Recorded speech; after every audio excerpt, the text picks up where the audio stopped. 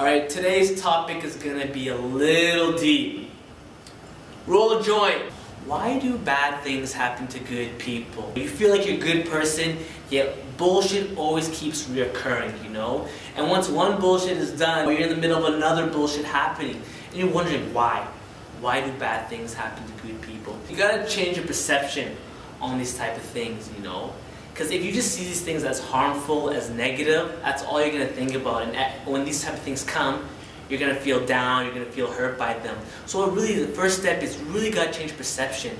You know, instead of focusing on what am I going through, it's rather like, how can I endure it? How can this make me a better person? How can I really, you know, add this to my fortitude? Even though it may not seem like everyone's going through hard times, believe me, everyone is going through something. They may not show it, they may not talk about it, but believe me, everyone is going through some type of bullshit in their lives. One example, Steve Jobs, you know, one of the times he got kicked out of Apple, you know, a company that he founded because, you know, how do you say, do you know why he got kicked out? No, I haven't heard of that. Say a word! No. Oh yeah! Let's Google this. Alright, wicked. Alright. So Steve Jobs, he got fired from Apple, I think, roughly, 1985-ish. Don't quote me on it. And after he got fired, you know, obviously he felt pretty shameful about it, you know, probably one of his lower points in life.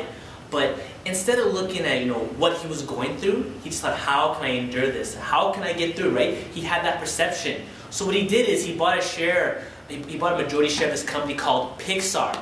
Oh, and he was involved with, you know, was he 6? I didn't realize it was not long. Anyway, so he bought a majority share in Pixar, and from there, history, you know, he was one of the executive producers of Toy Story and everything. So that time away from Apple, you know, it really added to his character, really added to his skill set in running a company. And then when Apple saw that he was being really successful, they brought him back in, right?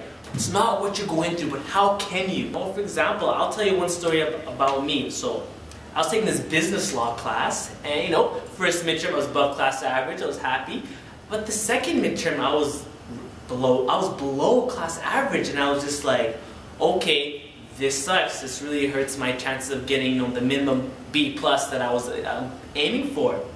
But instead of, you know, acting like a little bitch and just sobbing away, I was saying, okay, what can I learn from this? You know, how can I use this experience to help me with my next exam? And I realized, looking back at the exam, that I was going way too fast. That I was reading the questions just like snapping a finger, not really comprehending it.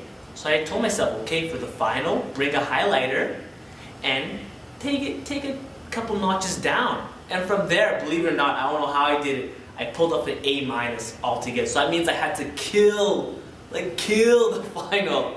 With each misfortune that you come, remember, like, don't always practice your perception once, but, you know, try to make it a habit, you know, how you see things.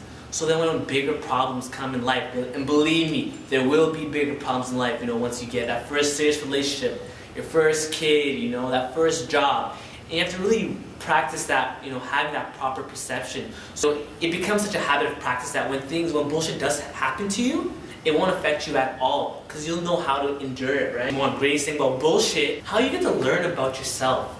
You know, if you, again, have that proper perception of self-reflection, you know, when you go through bullshit, you really do learn a lot of yourself, you know. Do I panic when I'm under pressure? Am I creative, you know, in a quiet environment? Or do I work well, you know, with others when there's a deadline? You know, you really learn yourself and how far you can really go, you know, your capacities, you know, you really understand yourself, right? So that's how you have to look at misfortunes, because honestly, if everything was, you know, easy peasy, there'd be no such thing of all these, you know, inspirational stories or people who, you know, who did great things in life. It wasn't easy for them. They had to go through some serious garbage, but it's how they endured it.